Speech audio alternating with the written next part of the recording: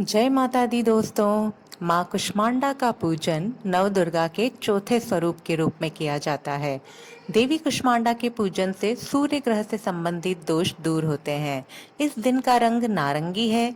देवी कुष्मांडा को मालपुए का भोग अर्पण किया जाता है। जब सृष्टि की रचना नहीं हुई थी, उस समय अंधकार का साम्राज्य था। देवी कुष्मांडा, जिनके मुख पर हजारों सूर्य की आभा है, उस समय पर प्रकट हुई और उनके मुख पर बिखरी मुस्कुराहट से सृष्टि की पलकें झपकनी शुरू हो गई। और जिस प्रकार फूल में अंड का जन्म होता है, उसी प्रकार कुसुम अर्थात फूलों के समान माँ की मुस्कुराहट से सृष्टि में ब्रह्मांड का जन्म हुआ। देवी कुष्मांडा सूर्यमंडल में निवास करती है और सूर्यमंडल को अपने संकेतों से ही नियंत्रित करती है। सूर्य का तेज अपनी मुस्कुराहट के साथ देवी कुष्मांडा ने ही सहन किया और सूर्य के ताप को अपने अंदर समा लिया।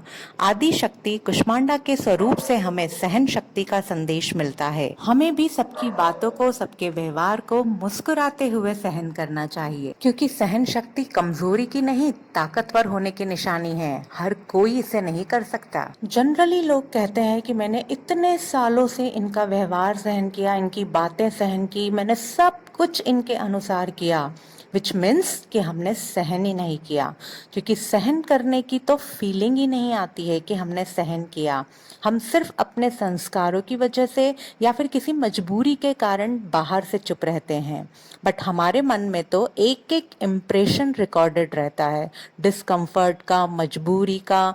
कुछ कर नहीं पाते इसलिए चुप रहते हैं, रिश्तों में गांठें ना पड़ जाए इसलिए चुप रहते हैं, पर मन में बहुत कुछ चलता रहता है और बहुत सालों से चल रहा होता है।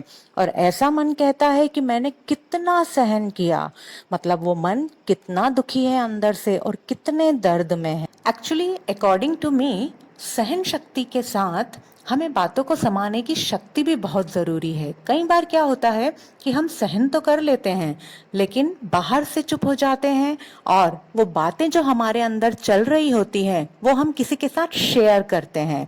और इस शेयरिंग की वजह से जो वाइब्रेशन हमसे उस व्यक्ति तक पहुंचती है, उसकी वजह से हमारे रिलेशंस में और ज्यादा कड़वाहट आ जाती है और कभी कभी तो परिस्थिति को संभालना मुश्किल हो जाता है। इसलिए सहन करने के साथ बातों को अपने अंदर समाना भी जरूरी है, ताकि हम अंदर बाहर दोनों तरफ प्योर इंटेंशन के साथ किसी भी व्यक्ति, वस्तु, स्थिति को सहन कर सकें, जिससे हमारी इनर पावर इम्प्रूव होगी और हम स्ट्रांग बनेंगे और हमारे लिए हर किसी को और उसकी हर एक बात को सहन करना आसान हो जाएगा। बातों को अपने अंदर समाने के लिए जिन गुणों की जरूरत होती है वो है गंभीरता और हृदय की विशालता।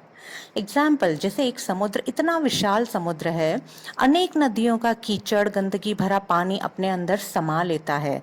समुद्र कभी नदियों को मना नहीं करता कि मैं तुम्हारा गंदा पानी अपने अंदर नहीं लूंगा, बल्कि खुद उस पानी में से भारी चीजों को अपने तल में समा लेता है और बाकी के कचरे को किनारे पर फेंक देता है लहरों के माध्यम से। ठीक इसी तरह हमें भी अपने अंदर हर बात को समाने की शक्ति को विकसित करना चाहिए, जिससे हम अपना एक और विकार, एक और कमजोरी को दूर कर सकते हैं, और वो है ईर्ष्या, जेलस। तो जो व्यक्ति अपने अंदर बातों को समाता जाता है, सहन करता जाता है, उसकी वैल्यू परिवार में, समाज में, हर जगह बढ़ जाती है। एक बहुत ही ब्यूटीफुल स्टोरी सुनाती हूँ। एक खिलौने बेचने वाला था। एक बार उसके सारे खिलौने बिक गए, लेकिन 3 गुड़िया बची थी। उस राज्य का जो राजा था वो रोज शाम को निकलता था और जिस किसी के पास भी ऐसी थोड़ी सी चीजें बची होती थी वो उन्हें खरीद लेता था। तो जब राजा ने इस खिलौने वाले को देखा तो उसके पास जाकर गुड़िया का दाम पूछा। तो खिलौने वाले ने कहा, एक गुड़िया 10 रुपए की, एक गुड़िया 100 रुपए की और एक गुड़िया 1000 रुपए की बताई। राजा ने आश्चर्य से पूछा, ऐसा क्यों?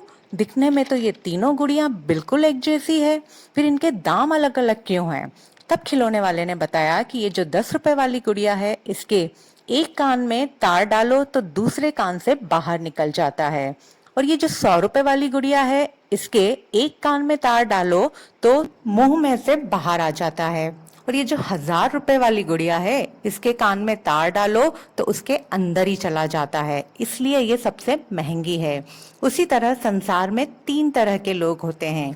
एक होते हैं जो हर बात को इग्नोर करते हुए चलते हैं, बात अच्छी हो या बुरी हो, एक कान से सुना दूसरे कान से निकाल दिया।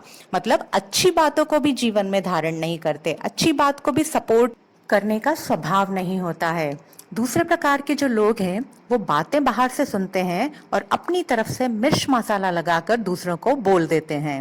और तीसरे प्रकार के जो लोग होते हैं वो बातें सुनते जाते हैं और उन बातों को अपने अंदर समाते जाते हैं।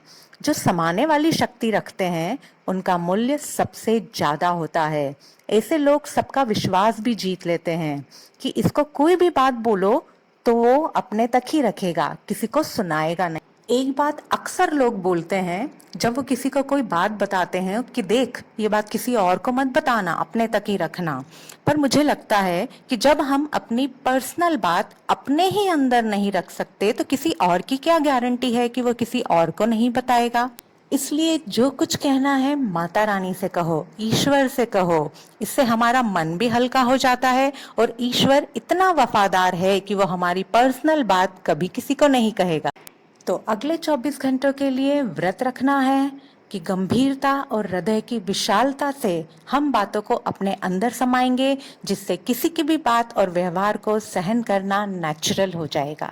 फिर औरों के साथ जो हमारे रिश्ते हैं उसमें सहन करना नहीं पड़ेगा। Harmony will become very very natural. Have a nice day. Happy Navratri. Stay connected.